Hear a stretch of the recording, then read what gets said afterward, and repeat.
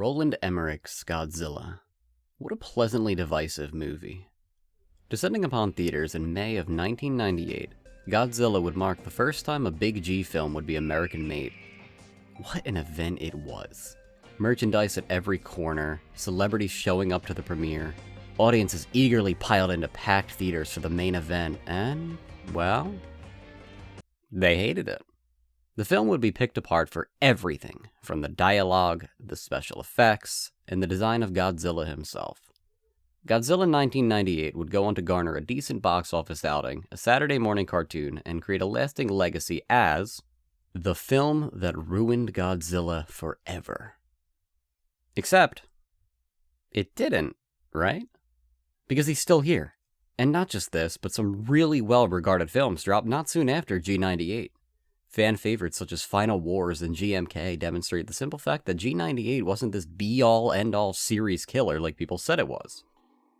This is the part where you'd expect me to say that Godzilla 1998 was a misunderstood masterpiece, or it didn't get its just dues, and it's actually really quite a good film on the down low.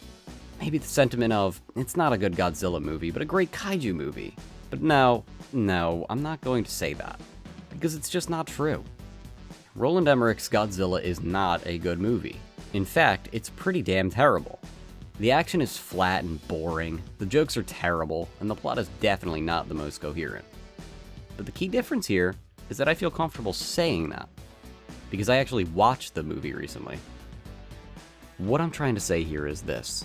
You, yes you, need to watch more bad movies. I can already hear the comments.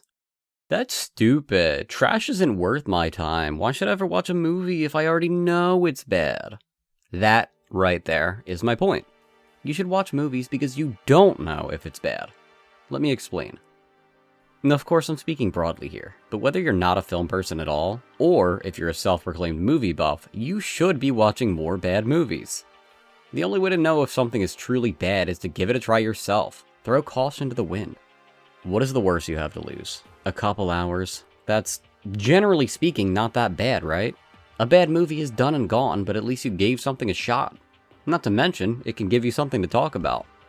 I knew, going into Godzilla 98, that it was the black sheep of the Godzilla franchise. You don't have to look far to see people trashing this movie. It was hated on release, and it's still hated now.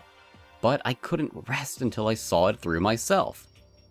I felt it important to give it a chance and to form my own opinion, and now, while I, like many others, didn't really like the movie, I can talk about what worked and what didn't work.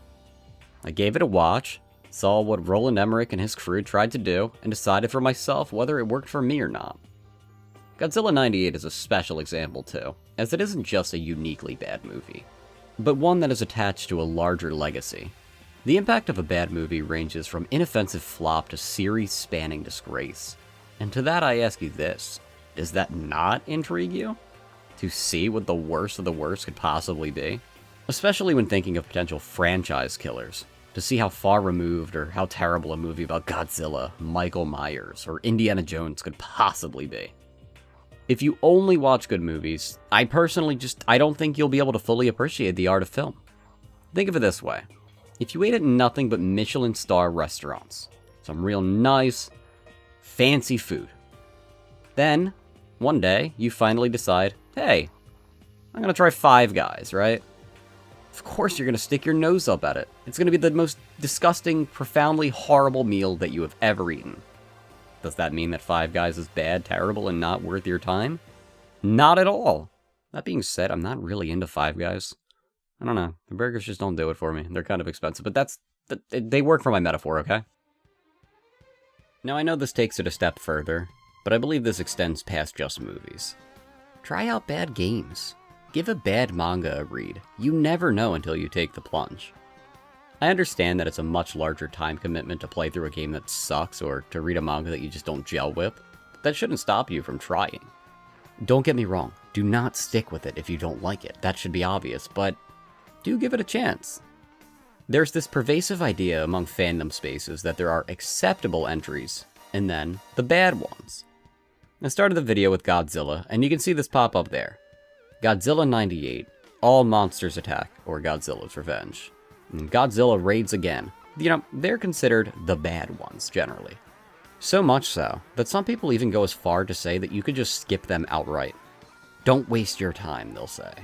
And while this idea is already harmful and limits the scope people get of a series, it's even more egregious in other spaces. Persona, and more prominently the Shin Megami Tensei series, are games that are very near and dear to me. Some of the most impactful games I've ever played. I just can't get enough of them. Fans of these games will spend time online convincing you of this idea that some entries are just bad. Whether it be the newest entry of the Persona series, Persona 5 Royal, for being poorly written, or Shin Megami Tensei 4 Apocalypse for being too anime, whatever that means. Certain games, entries in anime, and so on get almost blacklisted. And perhaps, they are bad, right? The writing of Persona 5 may have been just enough to put someone off. And, maybe the dungeon crawling aspect of SMT was just too much for some people. Taste is subjective. I won't say that it isn't. But here's where the issues begin. By spreading these broad takes, it scares potential players away. I'm not here to defend the honor of any one game in particular. I have other videos for that. But I will say that you, the viewer, may miss out if you just take the word of strangers online as gospel. It takes something as innocuous as an opinion and warps into some sort of messed up game of telephone. And that sucks. Limiting your potential enjoyment of games, anime, movie, whatever, all because of this generally held opinion, that's kinda lame. There's also something to be said about contrarianism in fandom spaces, but that is a conversation for another day. Now, as I said previously, taste is subjective. Mostly. Everything I said can be nullified by the simple fact that things can be bad, right? Sometimes a movie just sucks. It's on all fronts just not well made, a miserable time to watch, and can mostly be avoided. I'm not gonna sit here and deny that Godzilla 1998 is a bad movie. The critics were right. It's abhorrent, and honestly kind of insulting to watch. I mean, naming a character after Roger Ebert and making him a fool just because Ebert didn't like your movies is childish as fuck. But in the same breath, I didn't completely hate it. Do I think, as some say, it'd be a good kaiju movie if it were removed from the Godzilla brand? No. No, I still think it'd be a sucky, subpar 90s disaster movie. But it gave me something to talk about. There's still some really nice shots in it, and I can see what they were going for. Sort of.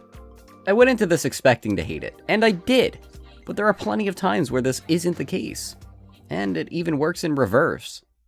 Friday the 13th is a classic slasher series. Everyone knows the name Jason Voorhees, and everyone knows that iconic hockey mask. Last year, I was in the mood to up my slasher game, and watched not one, but 5 different entries in the franchise. Despite the iconic reputation Jason and his series have garnered, I can't say that it's for me. The movies fell flat, were a bit lacking in the suspense department, and just mostly bored me. Sorry, Jason. I prefer Michael. You want to know, out of the 5 Friday films, which was my favorite? That's right. The black sheep of not only Friday the 13th, but one of the most laughed at horror films of all time. Jason X. For all the reasons that people hated it, I loved it.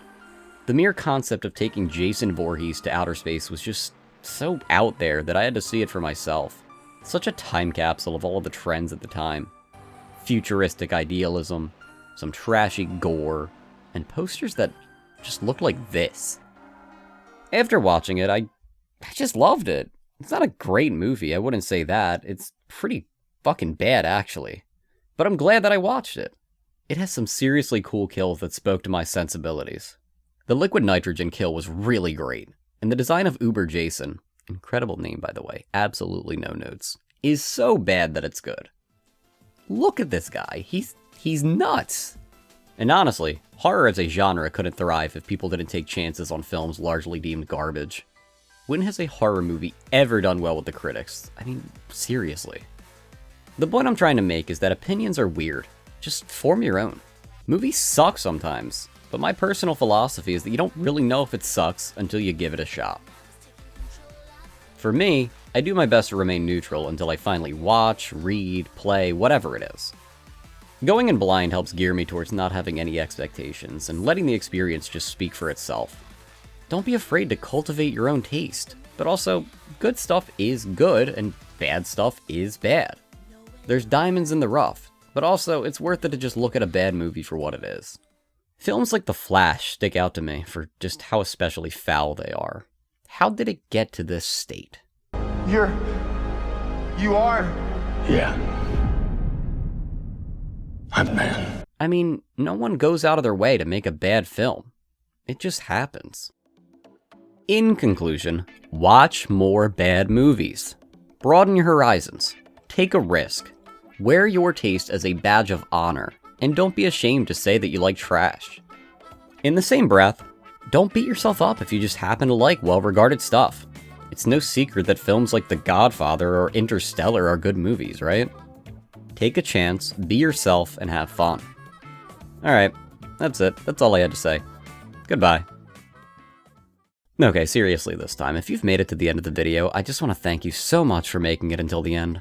This video's been brewing for a while and was mostly inspired after, watching Godzilla 98. That movie stuck with me for a minute. I was taken by how bad it was, and at the same time, confused because I wasn't angry that I watched it. And that's what inspired me. How a bad movie can turn out interesting despite the fact that I just didn't like it.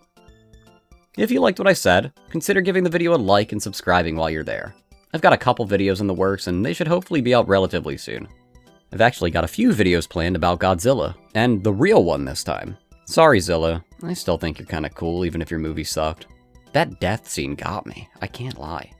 What a tragic scene despite it being played as triumphant. Anyways, if you want to find me outside of YouTube, you can find me here. That about does it. Thank you for watching, and as always, it's been Noya. Bye.